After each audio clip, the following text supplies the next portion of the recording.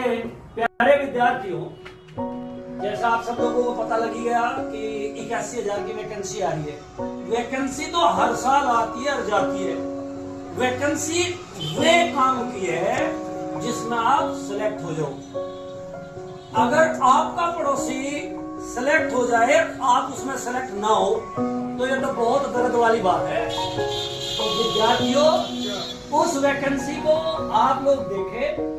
आप 81,000 की वैकेंसी आई तो इसमें पूरा फोकस बना दो कि पड़ोसी का सिलेक्शन होना हो, मैं कहता हूं उसका भी हो, लेकिन तुम्हारा उसमें होना चाहिए। और उसके लिए दिन रात आपको एक करना पड़ेगा, आपको आग लगानी पड़ेगी, आपको पूरी जबरदस्त मेहनत करनी पड़ेगी, नींद त्यागनी पड़ेगी।